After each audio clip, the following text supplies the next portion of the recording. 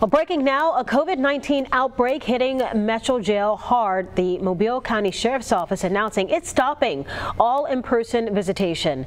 Investigative reporter Brendan Kirby talking to the warden. He's joining us now live with the information. Brendan, it's possible the jail might have to start releasing prisoners?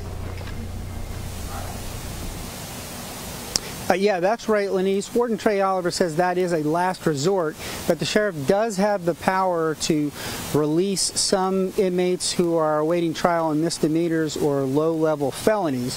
Now, that actually did happen back in March 2020 at the beginning of this pandemic when officials were not sure what to expect. As the virus has surged out of control in the broader community, it started showing up at the jail. Warden Oliver says about 70 prisoners right now have tested positive. He says that there are 10 different areas of the jail that are on lockdown in an attempt to prevent it from spreading internally. I've talked to folks who either recently got out of jail or have relatives there now. They describe miserable conditions. Warden Oliver says that he sympathizes but just doesn't have many options. The jail already is overcrowded. The 1,500 inmates are well beyond what the facility was designed for. 4 and even 5 inmates are crammed into cells meant for 2.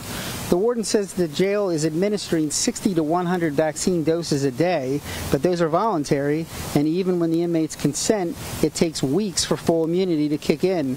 Warden Oliver tells me that the jail has had to convert day rooms to temporarily house inmates for testing and monitoring when they first enter the facility, and that means they're sleeping on mats on the floor waiting to be moved to a permanent holding area. This is the highest that we have seen since March of last year, and that's why we're concerned. It's a huge burden on an already crowded facility and an understaffed facility. It's really starting to get to our limits, but we're going to get through this one day at a time.